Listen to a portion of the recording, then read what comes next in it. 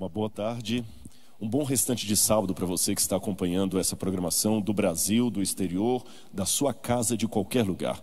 Que o Espírito Santo possa estar com você nesse momento e que você possa sentir a influência celestial de todo esse programa.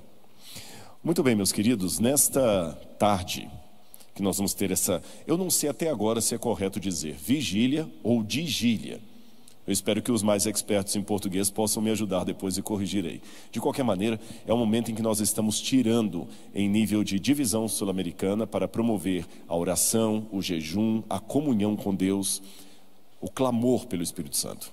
Então gostaria de, nesta noite, falar com vocês um pouquinho, nessa noite não, já que eu falei vigília, nessa tarde, falar com vocês um pouquinho sobre a experiência dos 70 anos de cativeiro da Babilônia. Tá bom? Nós já estamos com o PowerPoint aqui. Vou mostrar para vocês um pouquinho sobre o cativeiro babilônico e o nosso cativeiro. O que você pode aprender a respeito disso? Vamos lá.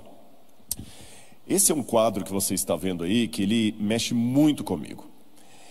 Esse é um quadro que foi pintado no início do século XX, que mostra o drama dos judeus no cativeiro da Babilônia.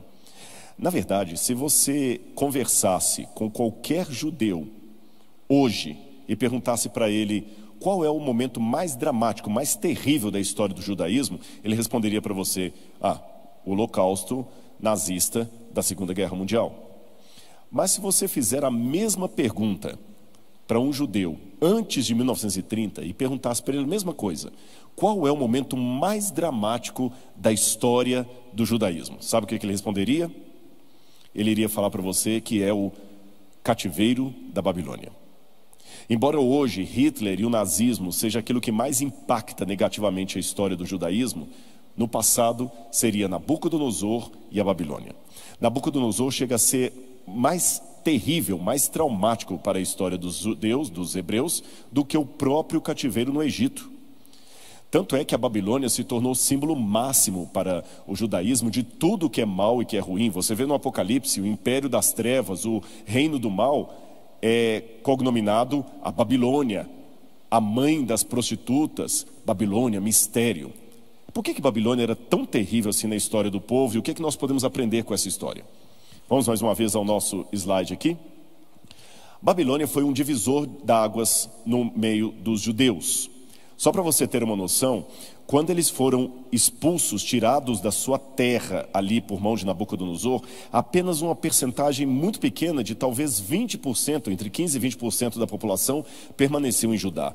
Todo o restante foi levado para a Babilônia.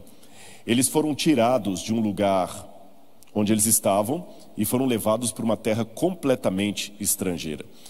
Foi a partir do cativeiro da Babilônia que os judeus foram todos cognominados indistintamente judeus, mesmo que fossem de outras tribos, como Naftali, mesmo que fossem das tribos de Levi, todos agora são judeus, porque o que sobrou foi praticamente a tribo de Judá e alguns da tribo de Levi.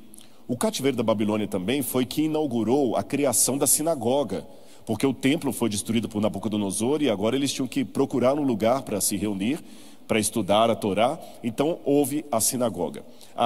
Também foi o cativeiro da Babilônia que criou os movimentos apocalípticos, onde você tem o livro de Daniel, por exemplo, que é um tipo de profecia diferenciada. Normalmente os profetas falavam: assim diz o Senhor. Aquele profeta apocalíptico geralmente fala: vi e ouvi, através de símbolos, mensagens de libertação de Deus. Muito bem, já que aprendemos isso, eu vou mostrar para vocês agora mais uma mudança que houve por causa do cativeiro da Babilônia. Quando um aluno de teologia, por exemplo, vai estudar hebraico bíblico na faculdade, ele aprende esse alfabeto que está embaixo aí, ó. Você está vendo em cima um alfabeto mais antigo e embaixo um outro mais quadrático. Aleph, Beit, Gimel, Dalet. É assim que os judeus escrevem até hoje. Só que esse alfabeto mais quadrático, ele na verdade é o alfabeto aramaico, ou seja, eles mudaram até a maneira de escrever. O jeito que o judeu escrevia antes era com aquelas letras que estão em cima. Veja mais uma vez na tela e você vai perceber. Aqui você tem embaixo o alfabeto que eles usaram depois do cativeiro da Babilônia, que está até hoje sendo usado em Israel, e as letras de cima são as letras anteriores. Agora, olhe do lado aí, você vai ver também o nome de Deus, o tetragrama sagrado de Deus, escrito de três maneiras. A que está na base é a maneira moderna, como se escreve o nome de Deus, e as duas de cima na letra hebraica antiga. Mas olha nessa foto do meio o tom de protesto de um dos escribas. Ele escreve uma cópia do livro de Isaías em letras hebraicas quadráticas, ou seja, com as letras da Babilônia, mas quando ele vai escrever o nome de Deus, que está no meio marcado ali, volta de novo por gentileza aqui, quando ele vai escrever no meio o nome de Deus, ele usa as letras hebraicas antigas, uma maneira de mostrar tanto a reverência pelo nome de Deus, como também um protesto contra a Babilônia. Mas eu tenho mais coisas sobre a Babilônia para falar com vocês, não é só isso não. Além da Babilônia ter sido um divisor d'águas, acabou a monarquia, agora começa um outro período, o período pós-babilônico, criaram a sinagoga, os judeus tiveram que se reinventar praticamente. Nós temos também aqui um período que foi marcado por um grande profeta do Antigo Testamento. Um profeta, aliás, que todos nós que somos adventistas temos muito contato com os seus escritos. Estou me referindo ao profeta Daniel, que é também chamado de o Apocalipse do Antigo Testamento. Daniel sofreu como um servo de Deus dentro do cativeiro da Babilônia. Ele foi levado para a Babilônia. E foi no momento em que Daniel estava na Babilônia que ele teve a oportunidade de ter visões de Deus e escrever o seu Apocalipse, digamos assim, do Antigo Testamento. Eu vou pegar a minha Bíblia aqui e vou convidar você que está em casa a abrir comigo a Bíblia no livro de Daniel, capítulo 9. Daniel, capítulo 9. Versículo 1. Eu vou ler aqui Daniel, capítulo 9, versículo 1. Preste atenção, se você tiver com sua Bíblia, pegue a Bíblia. Acompanhe comigo agora. Abra a Bíblia. Pegue uma lá, peça de alguém, ligue para um amigo para acompanhar já essa programação aqui, abra sua Bíblia e vamos estudar a palavra de Deus.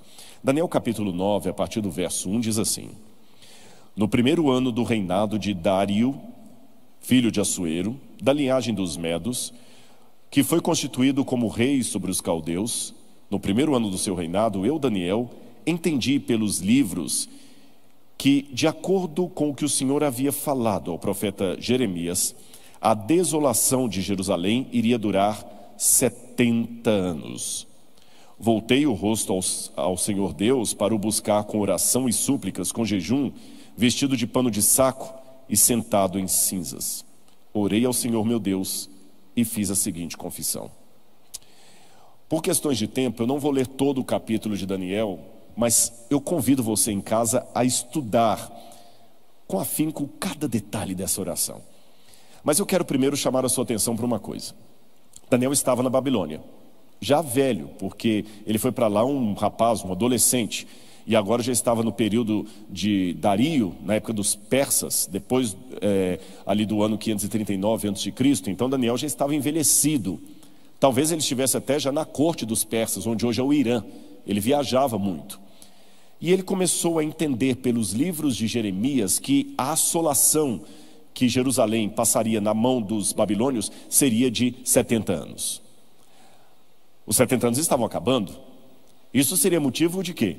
De comemoração, de alegria.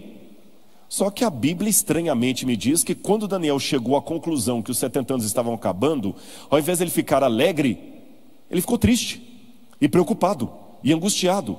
Ele vestiu-se de pano de saco, uma característica judaica de mostrar o luto, o desconforto, a angústia, quase a depressão. Por que Daniel, ao invés de ficar alegre, comemorar e dar um opa, aleluia, ele ficou vestido de pano de saco, sendo que o sofrimento dos judeus estava acabando? Por que essa situação, essa emoção paradoxal do profeta? Vamos estudar um pouquinho mais sobre isso? Eu tenho algumas perguntas a fazer a você. Preste atenção aí na tela. O que são os 70 anos que Jeremias falou? Seriam anos literais ou simbólicos? Por que os adventistas do sétimo dia não aplicam o princípio dia-ano nessa profecia? De acordo com o princípio dia-ano, em profecia, um dia equivale a um ano literal. Então, quando você fala 2.300 tardes e manhãs ou 2.300 dias, você está falando de 2.300 anos. Mas por que quando aparece a profecia dos 70 anos, não vira então o princípio dia-ano? Outras perguntas que eu tenho a fazer. Vamos jogar na tela aí. Qual seria o terminus ad quo e terminus ad quem, ou seja, quando começa e quando termina o período dos 70 anos. O problema é que aqueles que estão acostumados a estudar a profecia de Daniel, vê que se você pegar, e eu vejo muito esse erro cometido, nós sabemos pela história que os hebreus foram parar na Babilônia em 605 a.C. Em 587, Nabucodonosor destrói o templo de Jerusalém. Mas em 605, lembre-se, antes de Cristo as datas eram de trás para frente. Então 605, portanto antes, os judeus vão parar na Babilônia. Só que quando você pega o ano 605 e joga 70 anos para frente, você estoura o período da queda da Babilônia. Não bate. Outros pensam que talvez a gente deveria pegar isso aí quando a Babilônia começou a reinar em 612 e jogar 70 anos para frente. Também não bate. Então qual a solução que a gente tem?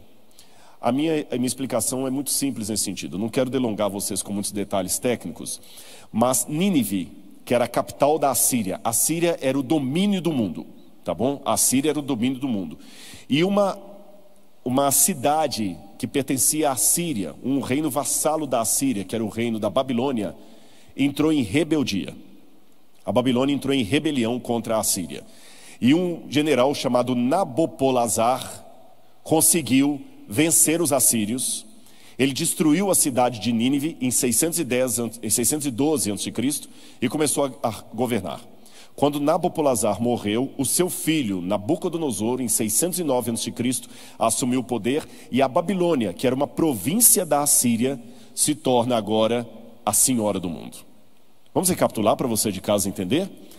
O grande império que dominava o mundo era a Assíria. A Assíria foi destruída por Nabopolassar, uma província que se rebelou. Ela destruiu a capital Nínive e se tornou a senhora do mundo, a Babilônia, que depois vai trazer em cativeiro os hebreus. Então, voltando ao quadro aqui, o que nós teríamos para mostrar para vocês? Olhem na tela. Os 70 anos, para mim, vão de 609 a.C., ano em que Nabucodonosor começou a sua hegemonia no poder e realmente acabou com todo o resquício da Síria, e vai até 539 a.C., quando acaba o império da Babilônia. Justamente, a Babilônia de Nabucodonosor até os seus descendentes vai de 609 a.C., como grande potência mundial, a 539 a.C. Se você fizer a conta rápida aí, 70 anos. Mas isso traz uma novidade que me pôs para pensar. Aqueles 70 anos que Jeremias escreveu não eram 70 anos para os hebreus, eram 70 anos sobre a Babilônia. Isso. Os 70 anos eram sobre a Babilônia. Isso muda bastante a nossa compreensão a respeito daquilo ali. Por isso que os 70 anos não podiam ter a aplicação profética, um dia valendo um ano. Eu vou colocar aqui um texto da Bíblia que fala dos 70 anos. Abra comigo a Bíblia em Jeremias, capítulo 25, versículos 11 e 12. Jeremias, capítulo 25, versículos 11 e 12. Olha a profecia de Jeremias nesse texto.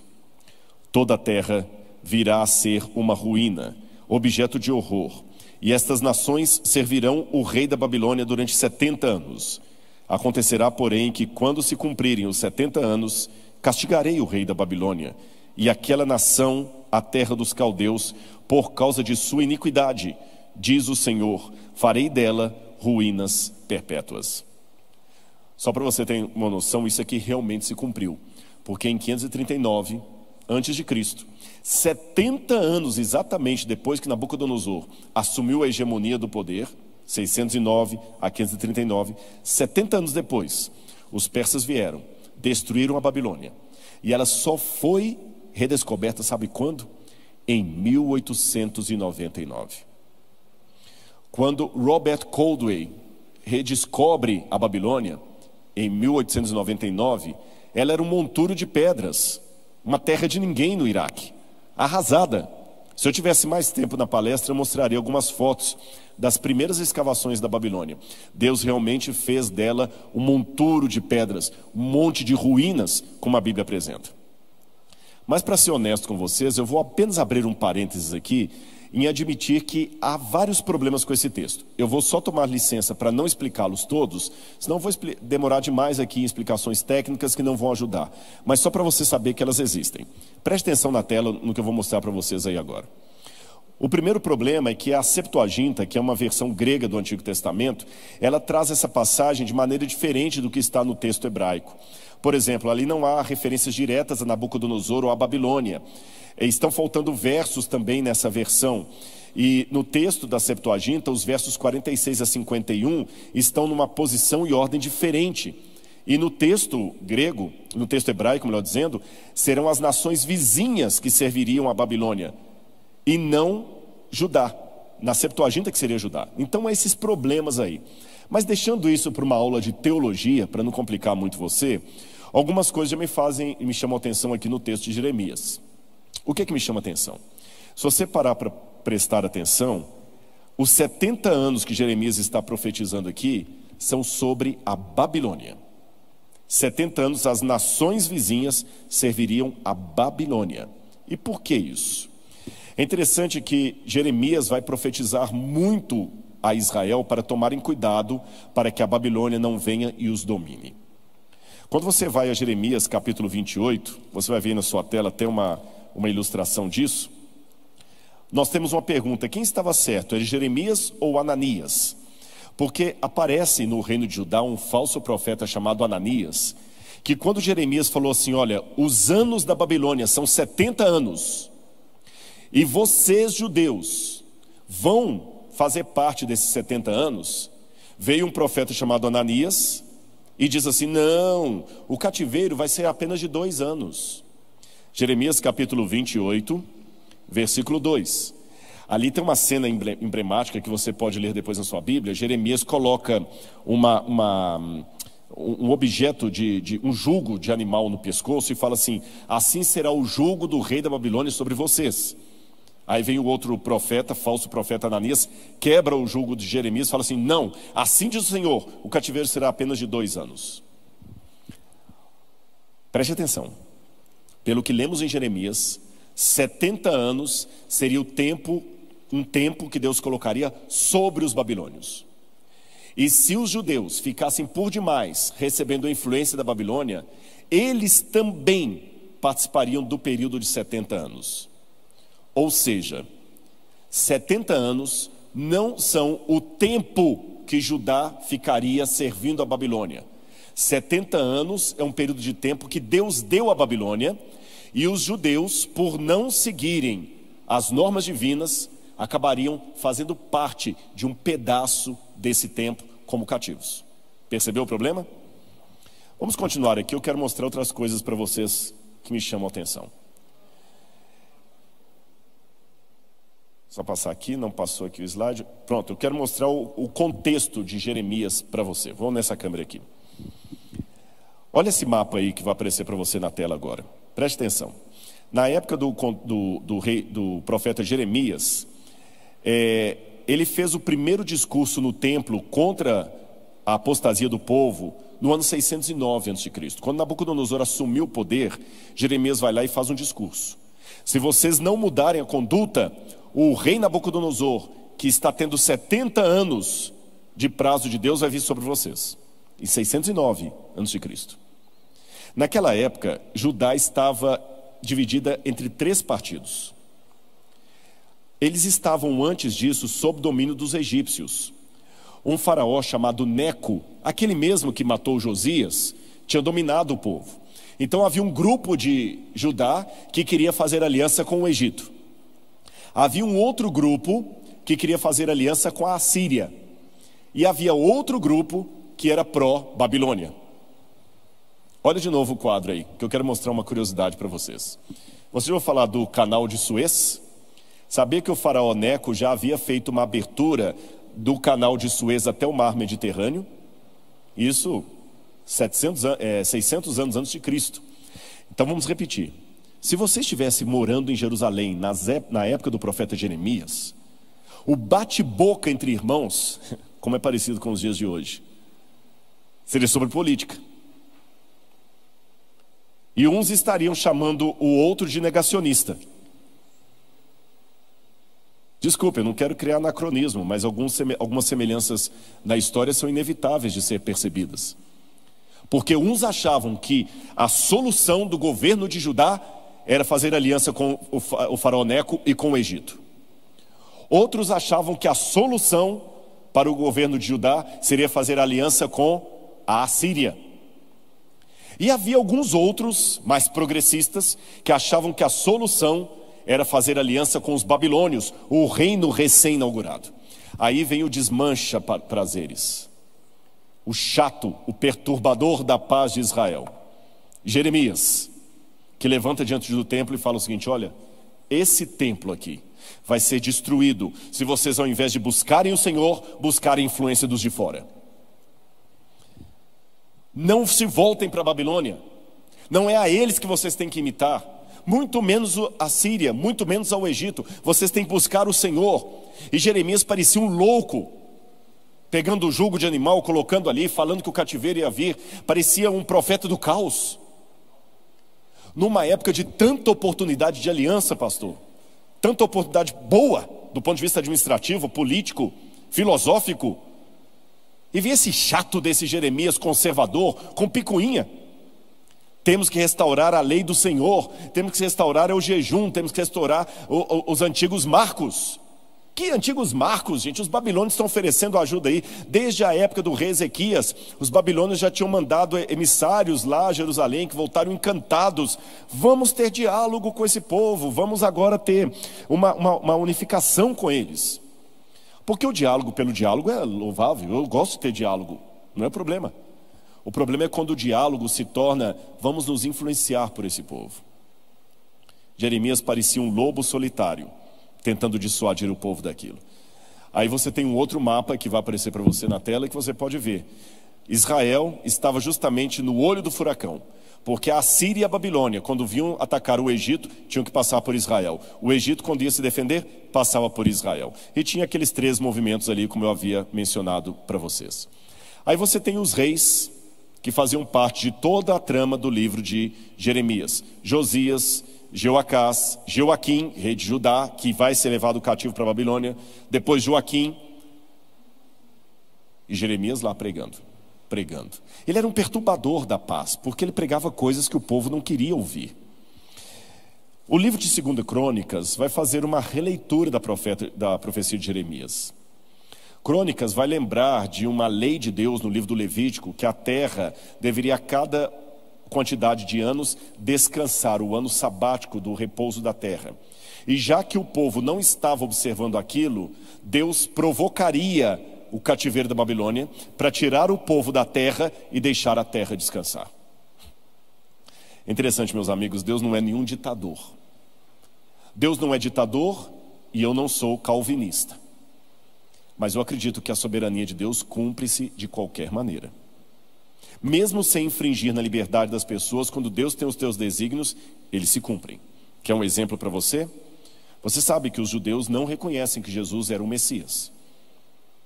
Alguns judeus pensam que Jesus era apenas um grande mestre, um grande rabi, mas Messias, não. Mas era Israel que deveria mostrar para o mundo que o Messias veio. Porque antes da igreja, quem existia era Israel. Antes que a igreja tivesse a sua primeira Santa Ceia, eram judeus. E esse era o povo que Deus queria que anunciasse para o mundo que o Messias veio. Mesmo que aquele povo recusou anunciar ao mundo que o Messias veio e ele era Jesus, Deus permitiu a destruição do templo de Jerusalém. E destruindo o templo de Jerusalém, não pode ter mais sacrifício de cordeiro, porque o cordeiro tem que ser sacrificado no templo.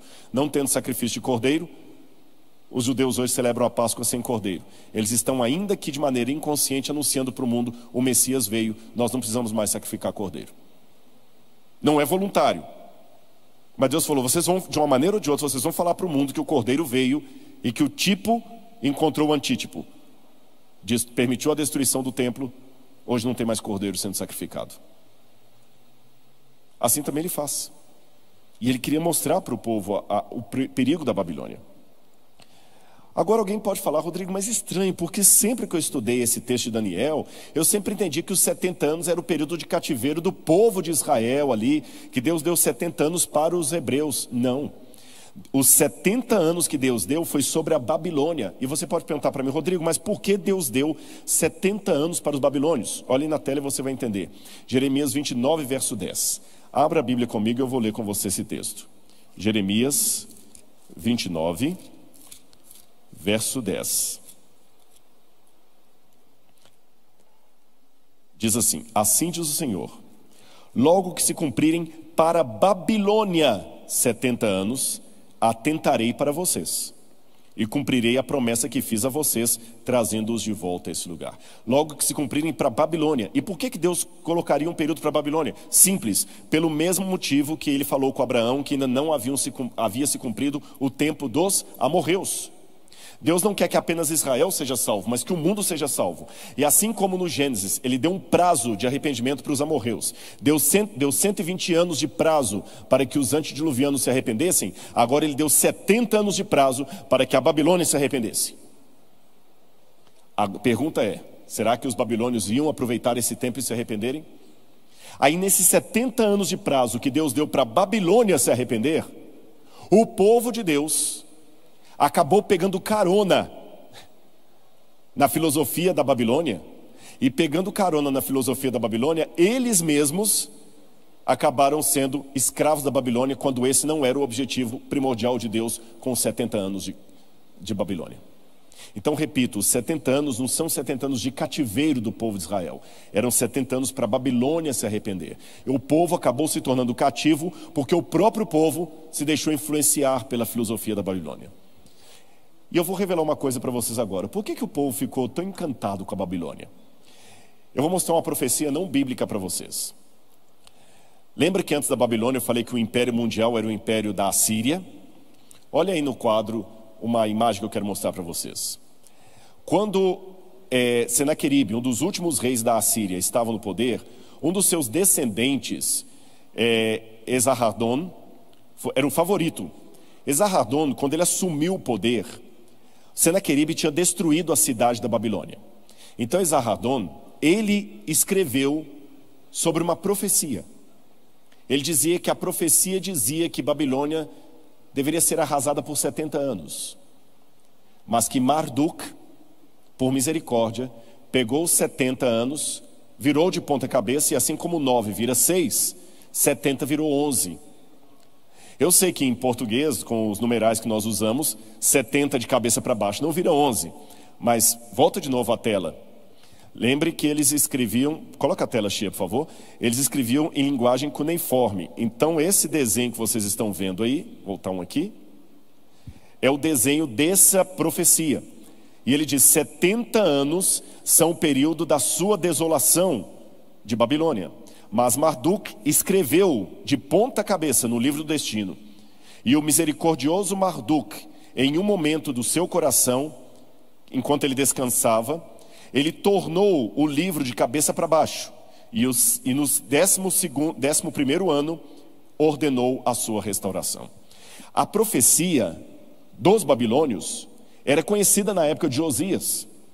Babilônia é uma cidade abençoada, tão abençoada que os assírios queriam assolá-la por 70 anos, mas Marduk transformou os 70 anos em 11 anos. E no 11º ano da sua assolação, o próprio rei Esarhadon, rei da Assíria, restaura a Babilônia e a torna uma cidade maravilhosa.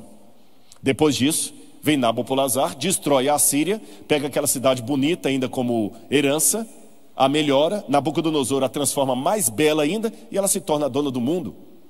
Se você fosse um judeu daquele tempo, você estaria comentando, além das questões políticas, vamos ser pró-Babilônia, pró-Egito ou pró-Assíria, alguém ia falar assim: mas a Babilônia, você esqueceu, tem uma profecia que os 70 anos da Babilônia se tornariam 11 anos, porque Marduk gostava dela e colocou o número de cabeça para baixo. E em linguagem cuneiforme, quando você pega os 70 e põe para baixo, ele vira 11º, número ordinal.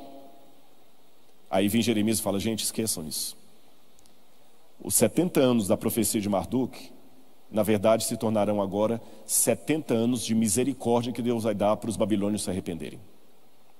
E se eles não se arrependerem, a Babilônia também vai cair.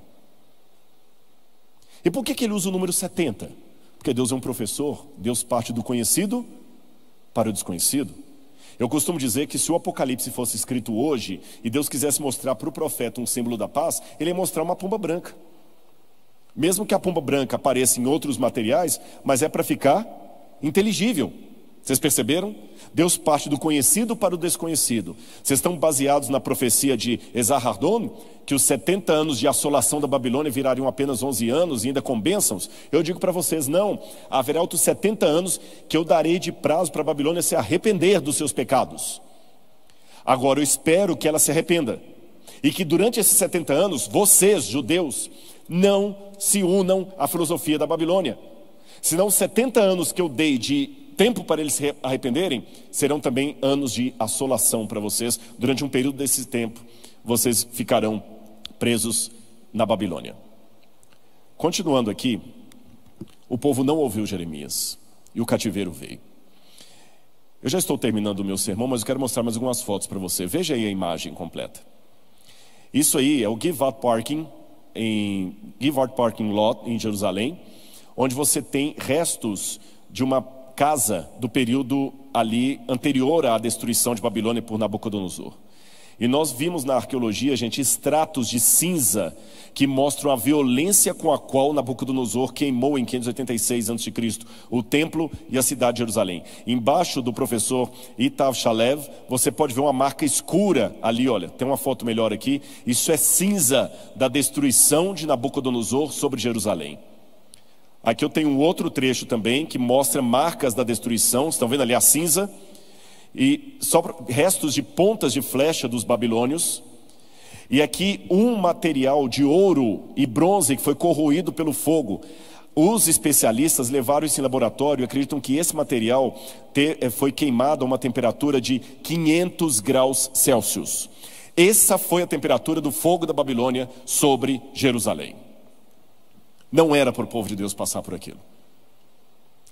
Agora, irmãos, para ir para o final aqui, que meu horário já esgotou, eu quero contar umas 3 ou 4 coisinhas para terminar com vocês. Olha na tela isso aí. Essa aí que vocês estão vendo agora são alguns fragmentos de estatuetas de deuses cananitas, pagãos, que nós temos na coleção de arqueologia do UNASP. O que me chama a atenção, você tem Áshera ali, é que esses fragmentos de ídolos foram encontrados em Judá, em casas de judeus. Quando a gente escava e encontra um extrato anterior ao cativeiro da Babilônia, é muito fácil encontrar estatuetas de deuses em casas de judeus. A Bíblia passou a ter um outro significado para mim quando eu comecei a ler isso depois da arqueologia, que eu vejo o profeta falando, lancem fora os ídolos, não vão adorar nos lugares altos, e eu vejo aquele monte de estátua ali, eu vejo como o povo era tardio em ouvir a palavra do profeta. Ele pregava, o Senhor mostrava os sinais, e o povo continuava adorando outros deuses. Depois do cativeiro da Babilônia, nós não encontramos mais nenhuma estátua de deuses pagãos em assentamentos judaicos. São extratos. Quem se queima com leite quente assopra até iogurte. Deus precisou trazer o flagelo de Nabucodonosor para o povo aprender. Segunda coisa que eu queria chamar a atenção de vocês. Quando acabou o cativeiro em 539 a.C., e depois, vocês sabem, em 457, vão reconstruir os muros de Jerusalém, o templo, etc., Esdras, Neemias, muitos judeus não quiseram voltar, continuaram morando no exílio. Por quê? Esse quadro aí vai responder a você por quê. Muitos judeus, esses são tabletes de uma coleção que já foi exibida na Inglaterra, que mostram recibos de judeus que viviam na Babilônia. Os judeus durante o cativeiro se enriqueceram lá, se apropriaram de coisas da Babilônia, ficaram ricos. E voltar para Judá agora, não faria a pena voltar para aquela periferia se estamos na Nova York do mundo. Muitos não quiseram voltar para casa. E o que eu aprendo de tudo isso? Essa é a conclusão desse sermão. Eu comecei com a oração de Daniel capítulo 9 e eu termino com a oração de Daniel capítulo 9. Você lembra a pergunta que eu fiz? Por que Daniel estava entendendo que os 70 anos que falou Jeremias estavam acabando ao fim, e chegando ao fim, e ao invés de Daniel se alegrar, ele ficou angustiado? Simples. Ele percebeu que o tempo que Deus deu para os babilônios se arrependerem havia chegado ao fim. E esse tempo coincidia com a época em que Deus ia deixar o povo voltar do cativeiro. Só que não adiantava o povo sair do cativeiro se o cativeiro não saísse do povo. O povo continuava por demais preso em Babilônia. Por isso Daniel estava angustiado. Eles estavam no limiar da salvação, mas o povo poderia fazer com que aquilo se delongasse. E delongou mesmo. Porque, eu não vou entrar no mérito da questão, mas vocês sabem que as profecias de Deus são condicionais. A volta de Jesus já poderia ter acontecido. Mas pelo nosso comportamento, e a Ellen White fala isso, nós ainda estamos aqui, mas eu não precisaria estar fazendo essa live da Igreja Central de Curitiba. Eu poderia estar realizando isso aqui debaixo da árvore da vida. Estamos atrasados. Não vou entrar no mérito da questão, mas vocês sabem que nós estamos atrasados. Jesus já poderia ter vindo. Ellen White fala isso.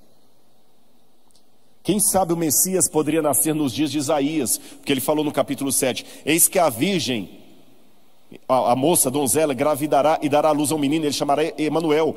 Talvez o Messias podia nascer na época de Isaías. E não nasceu por causa que o povo não estava preparado. E assim como o povo, saindo do Egito, podia entrar em Canaã em 40 dias, mas demorou 40 anos. O Messias podia ter nascido na época de Isaías, mas demorou séculos depois por causa do povo. Nós já poderíamos estar no céu e ainda estamos aqui. Deus falou, Daniel, fique tranquilo. Eu sei que o povo não está preparado. Eu vou cumprir minha promessa, eu vou tirá-los do cativeiro. Mas 70 semanas de anos, 490 anos ainda estão determinadas sobre o seu povo. Para que eles possam se arrepender. Para que eles possam agora tirar o sacrifício, para que eles possam realmente voltar para mim. Assim como eu dei 70 anos para a Babilônia se arrepender, eu vou dar 490 anos para vocês se arrependerem. Por isso que o fim das 70 semanas dá com o apedrejamento de Estevão, quando Deus ali sela o destino do povo. Eu vou dar 490, eu dei 70 para os babilônios, vou dar 490 para vocês. E vou prometer mais, durante esses 490 o Messias vai vir. Última coisa que eu aprendo de Daniel.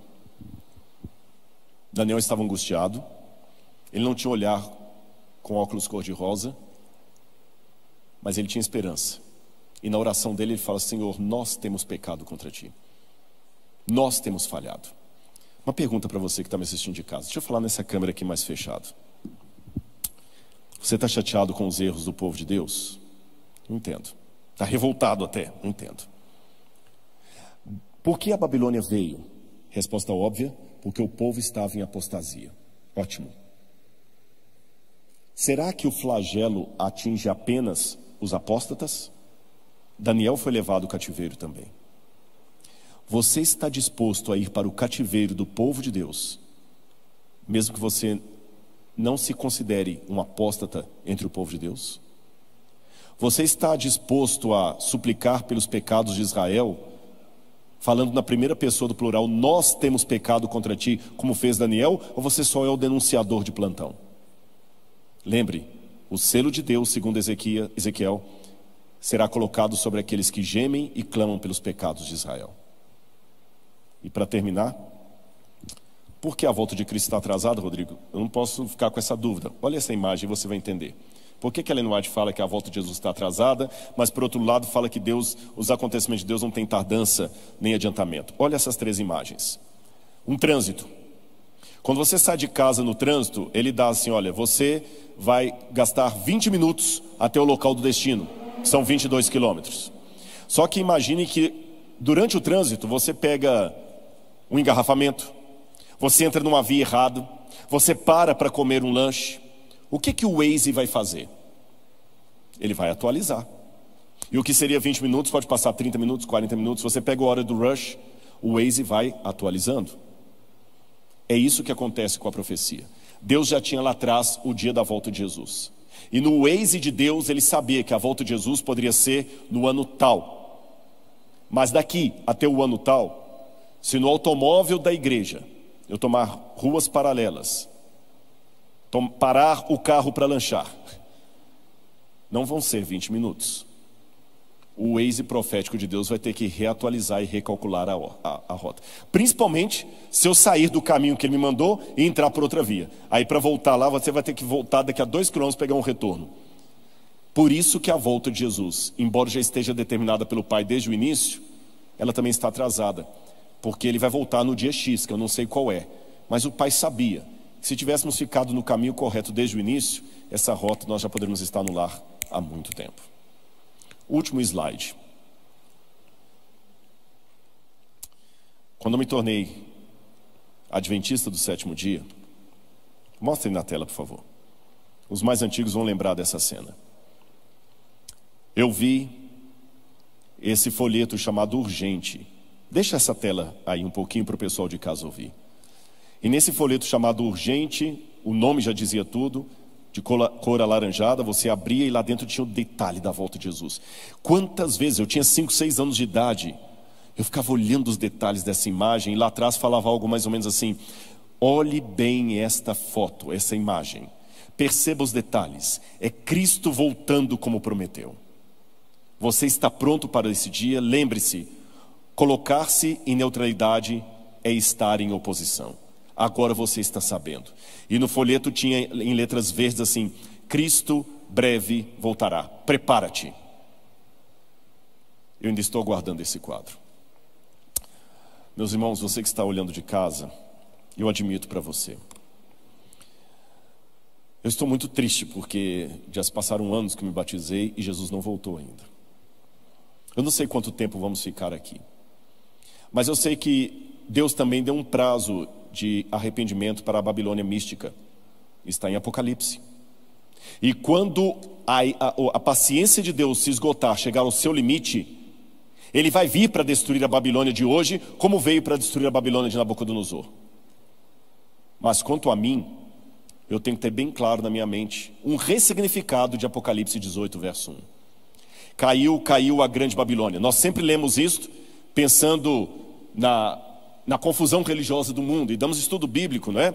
Olha, caiu a grande Babilônia, etc. Está certo, essa explicação não está errada, não quero corrigir agora o estudo bíblico. Mas eu quero pedir licença para dar um ressignificado desse texto. Quando ele fala caiu a grande Babilônia, logo em seguida ele diz: sai dela, povo meu. E a gente sempre lê assim: sai da confusão religiosa, povo meu. E está correta a explicação, não quero inovar aqui. Mas eu tenho que fazer também uma leitura pessoal daquilo, porque Babilônia pode estar aqui dentro por minha culpa. Babilônia não é só um lugar geográfico, pode ser um estado de espírito. E eu termino a minha mensagem aqui, já preparando o caminho para os outros que virão, fazendo a mesma aclamação de Apocalipse. Em breve ouviremos: caiu a grande Babilônia, e se tornou esconderijo de toda árvore imunda e detestável. Sai dela, povo meu. Essa profecia para mim tem 2 sentidos. É o povo de Deus sincero que está espalhado na confusão religiosa desse mundo de Babilônia, que vão sair unir aos remanescentes, e aquele que faz parte do remanescente, mas que ainda não entendeu que ele até saiu da Babilônia, mas a Babilônia não saiu dele. E você, está disposto hoje a fazer esse pacto com Deus? Saia de Babilônia. Por mais que as profecias assírias a pintem como a melhor oportunidade para o povo de Deus, Babilônia não é o nosso lugar. Babilônia é o nosso desterro. Devemos almejar a volta do Senhor, o céu. Como aqueles judeus que no cativeiro, sempre saudosos de Jerusalém, diziam: Lashaná Rabaa Beirushalayim, ano que vem Jerusalém. Que esse possa ser o nosso lema. Ano que vem, a nova Jerusalém. Que Deus abençoe você e sua vida. Amém. Eu gostaria de convidar apenas os irmãos que nós possamos fazer uma oração nesse momento, tá certo? Porque essa programação, você está acompanhando aí em vários lugares, ela é de jejum, oração, reavivamento, confissão de pecados, busca do Espírito Santo, estudo da Palavra de Deus. E a minha apresentação aqui foi apenas o começo de várias outras que virão. Feche o seu olho comigo agora onde você está e vamos clamar ao Espírito Santo que seja derramado sobre o seu povo.